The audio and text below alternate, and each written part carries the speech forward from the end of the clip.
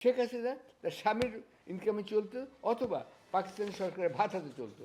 আর তার ছেলে, সেও তো জীবনে চাকরি করেনি, সে তো আবিষ্কারক, গুগলের আবিষ্কারক, আইফোনের আবিষ্কারক, সে কিসের না আবিষ্কারক। আচ্ছা, তাহলে পরে এরা তো চাকরি করেনি। সুতরাং এই যে তরুণ সমাজ গড়ে উঠছে, এদের যে চাকরি দরকার হবে এটা তিনি বুঝতে পারেননি। তারা কিন্তু ছাত্রদের কেনার জন্য একটা ব্যবস্থা করেছিল, সবাইকে গোল্ডেন A+5 দিত, আর ভিকারুল স্কুলে মেয়েরা নাচানাচি করতো হাতে হাতে। এই ছবি নিশ্চয়ই আপনার মনে আছে, দেখেছেন। আমি তখন বলতাম, এরা যখন বড় হবে আর ক বছর পরে, তখন তাদের চাকরি খুঁজবে, তার চাকরি পাবে কোথায়? ভাবে তার পড়াশোনা করে লাভ হলো কি? যেহেতু সে কাছে পড়াশোনা করেননি, সেহেতু তার এই বোধ অনুভূতি হবে না, সে তো বুঝবে না, সে তো ডিগ্রি দিয়ে চলেছে বা ডিগ্রি নিয়ে চলেছে, সে তো বুঝে না। এইটা বুঝতে হবে। সুতরাং আজকের এই যে আন্দোলনটা হচ্ছে, এটা আমি মনে করি চাকরির জন্য আন্দোলন হচ্ছে, বেঁচে থাকার জন্য আন্দোলন হচ্ছে। নিত্য প্রয়োজনীয় খাদ্যদ্রব্যের দাম বেড়ে গেছে, সেইটা মোকাবেলার জন্য আন্দোলন হচ্ছে। সুতরাং এই আন্দোলনে শেখ হাসিনাকে বুঝতে হবে এই আন্দোলনের চরিত্র কী। বর্তমানে যারা আছেন শাসনের ভারে, ডক্টর ইউনূসকে বুঝতে হবে আন্দোলনের চরিত্র হচ্ছে এটা একটা বিপ্লবী সরকার, সম্পূর্ণ অন্যভাবে এটা হয়েছে, অন্য দেশে শিক্ষা নেবে। এখানে আমি বলতে চাই, পুলিশ র্যাব যে অত্যাচার করেছে, এটা এটা অকল্পনীয়। আয়নাঘর একটা অকল্পনীয় সৃষ্টি। আর এখানে কিছু সংখ্যক সেনাবাহিনীও কিন্তু জনতার বিরুদ্ধে গেছে, এটাও বলতে হবে। সেনাবাহিনীকে এটা বুঝতে হবে, না তাদের কথায় আমরা চলবো না, আমাদের কথা তাদের চলতে হবে, এবং তারা হেরে যাবে। হারবে। এই জন্য আজকে মেধাবী ছাত্ররা ঘরে বসে ব্যাংক কসল করে দিয়েছে। আপনারা জানেন বাংলাদেশ ব্যাংক হ্যাক হয়েছিল। তারা নিশ্চয়ই চিন্তা করছে যে জয় যদি ব্যাংক হ্যাক করে 10 বিলিয়ন ডলার ফিলিপিন্সে ক্যাসিনোতে পাঠাতে পারে, আমরা কেন পারবো না? আমি সাইদের মৃত্যুতে দুঃখিত যে সে দুহাত পেতেছে, তাকে গুলি করে মেরে দিয়েছে, কিন্তু এরকম মরতে আমি চাই না, এরকম মরতে আমি চাই না। এর আগে কিন্তু দুটো হয়েছে এরকম মৃত্যু। ফারুক ইকবাল মৌচাকে মারা গেছে এইভাবেই। সে কোনো দলের ছিল, কিন্তু আর্মির সঙ্গে তর্ক করতে গিয়েছিল, আবুজর গ্রিফারি কলেজের ছাত্রদের তোমরা মেরো না, ফারুক ইকবালকে ওখানে গুলি করে। আরেকটা হচ্ছে আমার বন্ধু ছিলেন ডক্টর শামসুজ্জোহা, তিনি রাজশাহী ইউনিভার্সিটি, তার নামে এখন হল হয়েছে, তিনিও কিন্তু সামনে গিয়ে এরা হচ্ছে এই ডাবল+ শহীদ। অনেকে পালাতে গিয়েও মারা গেছেন, অনেকে আহত হয়ে মারা গেছেন, কিন্তু শামসুজ্জোহা, ফারুক ইকবাল এবং সাইদ, এরা হচ্ছে A++। এটা বুঝতে হবে। এসব কথা বুঝবেন না শেখ হাসিনা, এগুলো বুঝতে হবে। সুতরাং এত কথার দরকার নেই। বিচার করতে চান আপনারা করেন, বিচার করতে গিয়ে যদি আপনার 6 মাস টাইম নেন, কিচ্ছু লাভ হবে না। 6 মাসের মধ্যে অনেক পাশা ঘুরে যাবে, অনেক কিছু তিনি কান্নাকাটি করবেন। তিনি একজন ভালো অভিনেত্রী, তিনি আসলে অভিনয় করলেও ভালো পারেন। আজকাল তো সুন্দর সুন্দর শাড়িও পরেন, পরেন না কেন? আর এখানে কসমেটিক সার্জারি আছে, চলে আসেন। আমি তো আমার নিমন্ত্রণ জানিয়েছি, আমার বাড়িতে আপনি নিরাপদে থাকবেন। কেন? এটাও আমি বলছি, কারণ আওয়ামী লীগে একটা দল যে দেশে ঘৃণা দিবস চালু করেছিল। আমি দেশে ফিরে দেখলাম ঘৃণা দিবস, ঘৃণা আরও ঘৃণা উৎপাদন করে, আরও ঘৃণা উৎপাদন করে। এইটা তো হতে পারে না। ঘৃণা প্রতিশোধ দিয়ে একটা দেশ চলতে পারে না। মানুষ ভালোবাসতে হবে। সেই জন্য আমি তার ভালোবাসা দিবস উদযাপন করি। এইটা মুশকিলে পড়ে গেল শেখ হাসিনা। এইটা আর বলতে পারে যে বঙ্গবন্ধুর স্বপ্ন ছিল, জাতির জনকের স্বপ্ন ছিল। আসলে শেখ হাসিনার নাম হওয়া উচিত জাতির জমদূত, আমি তাই বলি। সেই জাতির জম হিসেবে তার জন্মগ্রহণ হয়েছিল, এতগুলো লোককে সেই জন্য সে মারতে পেরেছে নির্দ্বিধায়, আরও মারতে চেয়েছিল। আচ্ছা, সুতরাং তারপরেও তাকে আমি আশ্রয় দিতে চাইছি আমার বাড়িতে, তিনি আসুন। আমার স্ত্রী 7 বছর রান্না করে বেচারি ক্লান্ত হয়ে গেছে, অনেক কষ্ট করেছে। এবার আমি চাই শেখ হাসিনা, তিনি চিতল মাছ, বোয়াল মাছ, ইলিশ মাছ খুব পছন্দ করেন, খেতে খেতে ভুঁড়ি তো এত বড় হয়েছে, দেখতেই পাচ্ছেন। বোয়াল মাছ যখন ছবি দেখলাম, আমি দেখলাম বোয়াল মাছের ভুঁড়ি আর তার কোমরের আয়তন একই সমান। শেখ হাসিনা কিছু মনে করবেন না। আসলে আমি আপনাকে কিছু রূপবতী বলে মনে করি। ওনার ধারণা আমি খালেদের সঙ্গে আছি, পার্লামেন্টে বলেছেন আমার তো সবাই আছে, আমার তো ছবি প্রমাণ নাই। এবং তিনি বলতেন ওনার রূপে মুগ্ধ হয়ে ছবি প্রমাণ গেছে। আমি চিন্তা করি না খালেদা জিয়াকে। আমি গেছি তাকে সত্যি যে গণতন্ত্র মনা, মার্জিত রুচির লোক, মহিলা এবং শিক্ষিত মহিলা। আপনারা ভাবেন খালি MA পাশ করে যাবে, তা নয়।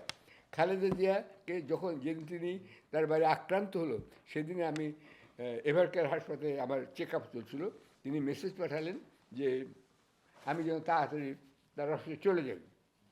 আচ্ছা, আমি চলে গেলাম। তিনি মাত্র 2টো ব্যাগ হাতে নিয়ে এসেছিলেন।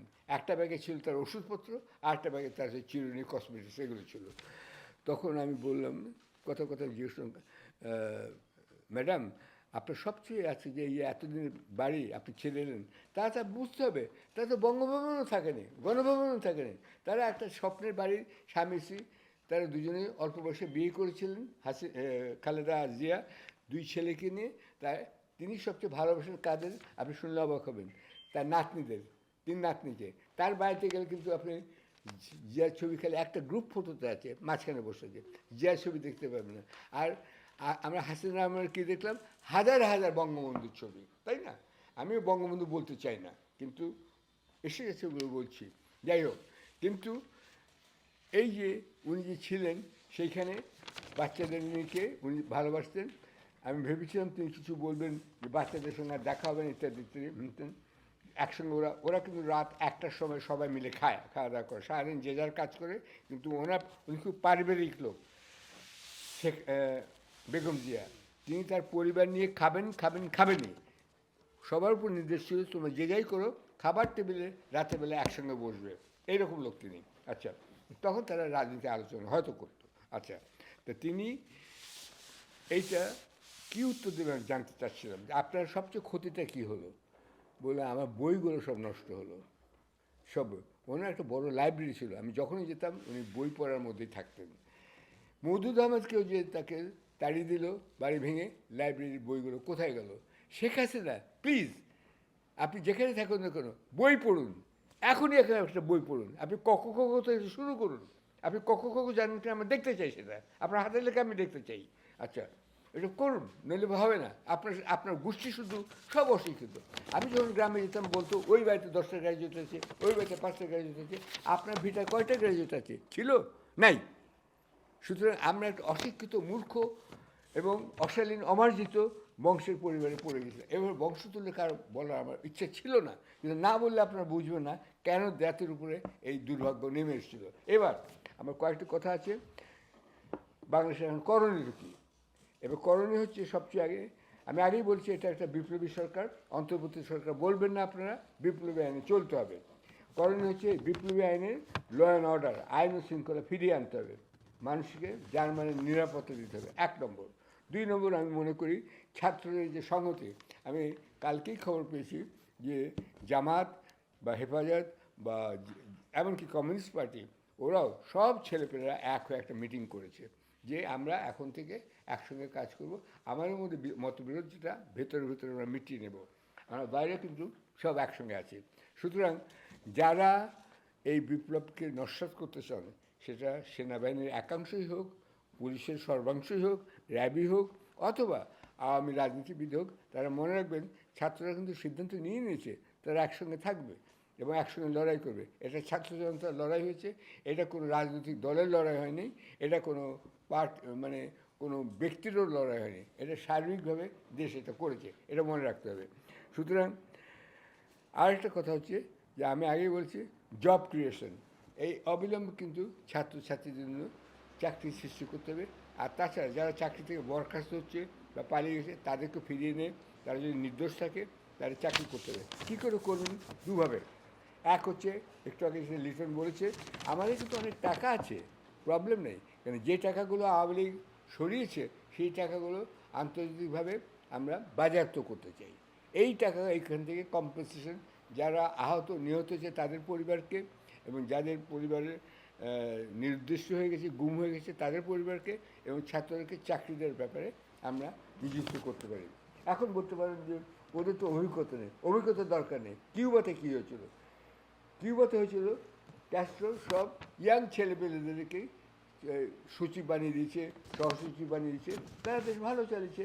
এমনকি কিউবা এমন সারা পৃথিবীতে চিকিৎসায় সর্বাগ্রে অগ্রণী হয়ে গেল, অনেকে চিকিৎসা করতে কিউবাতে যেত, এখনও দক্ষিণ আমেরিকার কিউবাই সবচেয়ে সব বড় অগ্রণী। তাছাড়া অ্যাথলেটিক্সে দৌড়ে সেখানেও কিউবা কিন্তু বিশাল কাজ করলো। এই যে অলিম্পিক গেল, বাংলাদেশ কি কোনো মেডেল পেয়েছে?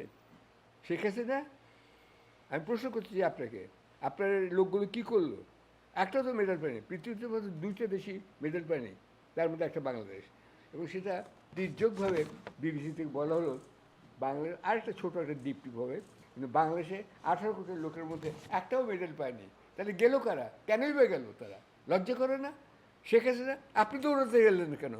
আপনি দৌড়ান, ভালো লাগবে আপনার। বুড়ি নিয়ে আপনি ওই লাল নীল শাড়ি পরে যদি দৌড়ান, মানুষ খুব আপনাকে তালি দেবে, আপনি লাস্ট হলেও তালি দেবে, কিন্তু আপনি দৌড়ান, আপনি যান, এটা আমি চাই। আচ্ছা, নেক্সট, তাহলে ছাত্রদের চাকরি কোথায় দেবেন আপনি? জিয়া রহমান একটা ভালো কাজ করেছিলেন, ওনারও একই সমস্যা হয়েছিল। তিনি খাল খনন একটা কর্মসূচি করেছিলেন, ওখানে মানুষকে লাগিয়ে দিয়েছিল। এই মার্কেট আমি ফিরিয়ে আনতে হবে। London, new York, Manchester, Birmingham এইসব জায়গা থেকে কিন্তু ডাইরেক্ট ফ্লাইট চলে যাবে। কেন আমরা চালাতে পারবো না? আমাদের পাইলটের নাম করা পাইলট, এইটা চালাতে হবে। এবং আমি আশাও করছি আমাদের পাইলট আমাকে নিয়ে যাবে, আশাও করছি। এবং সবাই যেন এইটা দাবি রাখেন এখান থেকে, এবং সেটা যেন মানুষের আয়ের সাধ্যের মধ্যে থাকে, বেশি দাম দিলেই হবে না। কেন আমাকে এমিরেটস যেতে হবে? এমিরেটসের প্রতিষ্ঠা হয়েছে বাংলাদেশ বিমান এয়ারলাইন্সের 4 বছর পরে। তা আমরা কেন বাংলাদেশ বিমানকে সরাসরি বিভিন্ন টরন্টো থেকে একটা ফ্লাইট করতে হবে? এই সব জায়গাগুলো ডাইরেক্ট ফ্লাইট, এভরিডে ফ্লাইট, এবং লোক ভর্তি থাকবে। আপনি যদি ভালো সার্ভিস দেন, লোক ভর্তি থাকবে, কোনো প্রবলেম নেই। এগুলো করেন, চুরির দিকে মন না দিয়ে। আপনি নতুন সরকার যে আসে তাদেরকে বলছি যে আপনারা মানুষের যে প্রয়োজনীয় সেগুলো, লাস্টলি সেটা হচ্ছে এখনই নিত্য প্রয়োজনীয় দ্রব্যাদির দাম বাজারে গিয়ে আপনারা কমানোর চেষ্টা করেন। খলিফা হারুন রশিদের মতো আপনারা রাতে যান, দিনে যান, গিয়ে দেখেন বাজারের দাম কত। হাসিনা কোনো বাজারে গিয়েছেন? আমার সন্দেহ আছে, যায়নি। আপনারা যান, এবং মাসে ওনাকে একটা করে বক্তৃতা দিতে হবে, আমার সরকারের এই সাফল্য, এই ব্যর্থতা এই মাসে। আর এটা আমেরিকাতে কিন্তু মান্থলি স্পিচ হয় প্রেসিডেন্টের। আমেরিকাতে আরেকটা, সেটা আমি অনুরোধ করছি করতে, প্রতি সপ্তাহে গভর্নমেন্ট একটা স্টেটমেন্ট দেয়। এই অবস্থা আপনারা নিশ্চয়ই দেখেছেন। কোভিডের সময় বক্তৃতার সময় বলা হতো 10 নম্বর ডাউনিং স্ট্রিটে যে আজকে এত লোক ইনফেক্টেড, এত লোক মারা গেছে, টোটাল এত লোক এই আজকে মারা গেছে, টোটাল এই সপ্তাহে এত লোক, টোটাল এই মাসে এত লোক। তাহলে এই ফিগার ভুল হবে না। সুতরাং স্ট্যাটিস্টিক্স ডিপার্টমেন্টটাকে খুব ভালো করে করুন, এবং বাংলাদেশের সঠিক ইতিহাস শেখার জন্য এটা আমাদের অত্যন্ত জরুরি। আমার কথা এতক্ষণ ধৈর্য ধরে শোনার জন্য অনেক ধন্যবাদ।